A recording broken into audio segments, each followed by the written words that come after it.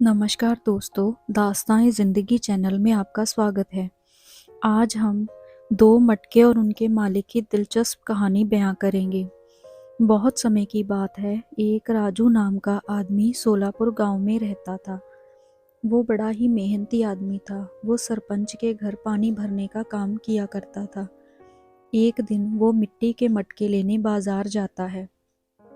उसने देखा कि बाजार में बहुत सुंदर मटके हैं, लेकिन उसे मटका सजावट के लिए नहीं चाहिए था, बल्कि पानी भरने के लिए चाहिए था। उसने सारा बाजार देखा। आखिर उसे दो सुंदर मटके मिल गए, जिसमें अच्छा खासा पानी भरा जा सकता था। तब राजू ने उनका भाव पूछा कि ये मटके कितने के हैं। तो मटके वाले ने बोला कि उनका दाम है 100 रुपये। तो राजू ने कहा, मटका बहुत ही महंगा बेच रहे हो। तो मटके वाले ने कहा कि लेना है तो लो, वरना आपकी मर्जी।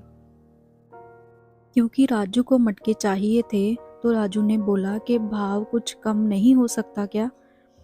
तब मटके वाले ने कहा कि आपके लिए 10 रुपये कम कर देता हूँ, 90 रुपये दे दो। तब राजू ने कहा कि ठीक है, तुम्हारा धन्यवाद। मटके लेकर राजू अपने घर वापस चला जाता है। घर आने के बाद उसकी पत्नी उसको पूछती है कि आप सारा दिन कहाँ थे?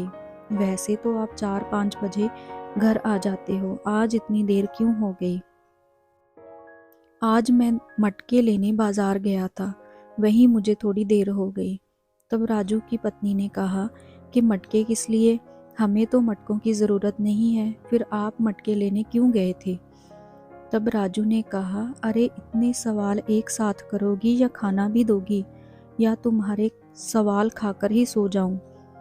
तब राजू की पत्नी ने कहा कि आप हाथ मुंह धो लो, मैं अभी खाना लगाती हूँ। तब खाना खाते हुए राजू ने उसे बताया कि सरपंच जी ने मुझे 2 मटके लाने को कहा था, इसलिए मुझे घर आने में थोड़ी देर हो गई। तो राजू की पत्नी ने कहा कि अच्छा, आप सरपंच के घर इसी मटकों में पानी भरने वाले हो क्या? तब राजू ने कहा हाँ। अगले दिन राजू सरपंच जी के घर जाता है। वो मटके दिखाता है। सरपंच जी कहते हैं, बड़े ही सुंदर मटके हैं, अब रोज पानी इसी से ले आना। राजू, जी सरपंच जी। और सुबह सुबह उठकर राजू पानी लाने के लिए निकल जाता है।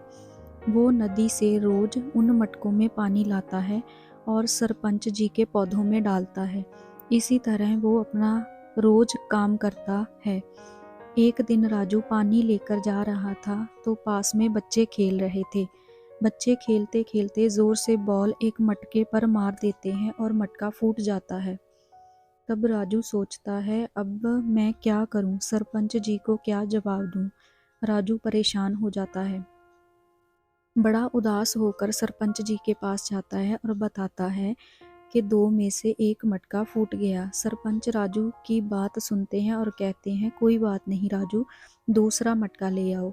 अब राजू बोलता है, नहीं सरपंच जी, ये मेरे कारण हुआ है, मैं इसी मटके में पानी लाऊंगा, चाहे मुझे पानी लेने 2 बार ही क्यों ना जाना पड़े। सरपंच राजू की बात मान लेते हैं, क्योंकि उन्हें पता था कि राजू मानेगा नहीं। राजू मेहनत करने से पीछे नहीं हटता था।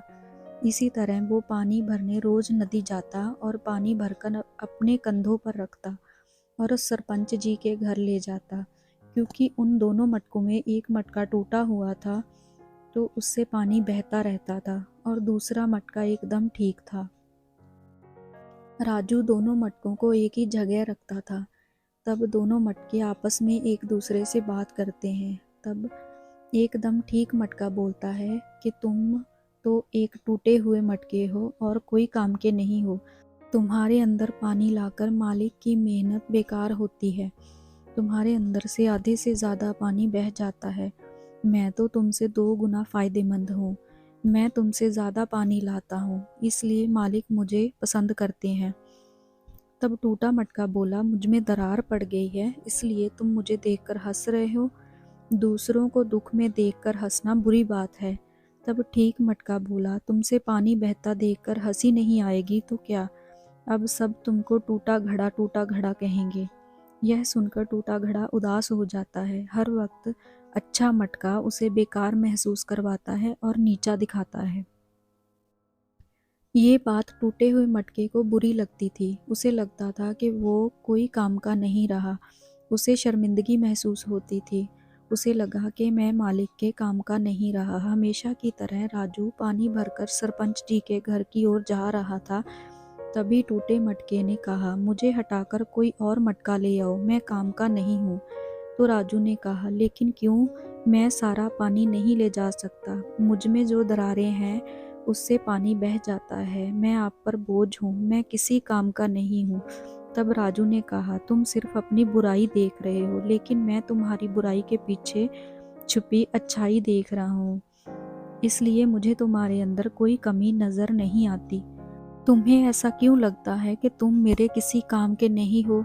तुमने तो मेरी बहुत मदद की है। तो टूटा हुआ मटका बोला, वो कैसे? तब राजू कहता है कि जब मैं रोज नदी से वापस आता हूँ तब आधा पानी ज़मीन पर गिर जाता है, जिस वजह से वहाँ से जल रहे फूल अच्छे से उग रहे हैं। तो तुम कैसे अपने आप को नकारा समझते हो? टूटा मटका बोला कि इन सब में आपकी मदद कैसे हुई मालिक? तब राजू ने कहा कि वो जो फूल उगते हैं मैं उन्हें बाजार में बेचकर कुछ पैसे कमा लेता हूँ, जिससे मुझे फ़ायदा होता है। सब तुम्हारे कारण ही तो हो पाया है, तो अब से तुम कभी अपने आप को कम मत समझना। मटका बोला, ओह मुझे नहीं पता था मैं ऐसे भी काम आ सकता हूँ। यह सुनकर अच्छे मटके को अपनी गलती का एहसास हो गया और टूटे मटके से माफ़ी मांगता है। मुझे माफ़ कर दो मेरे दोस्त, मैंने तुम्हारा दिल दुखाया। मुझे तुम्हारी कमज़ोरी का मजाक नहीं उड़ाना चाहिए था। मैं अपनी गलती पर शर्मिंदा हूँ। मुझे माफ़ कर दो। टूटा मटका बोला, चलो ठीक है, तुम्हें अपनी गलती का एहसास हुआ इसलिए तुम्हें माफ़ किया। इस कहानी से हमें यह सीख मिलती है कि हर व्यक्ति में अच्छाई और बुराई दोनों होते हैं, पर हमें दूसरों में अच्छाई देखनी चाहिए, बुराई को छोड़ देना चाहिए। तभी हम जीवन में खुश रह सकते हैं। ऐसी और कहानियाँ देखने के लिए चैनल को लाइक, सब्सक्राइब और शेयर करना ना भूलें। आज की कहानी आपको कैसी लगी कमेंट करके ज़रूर बताएं। Thanks for watching.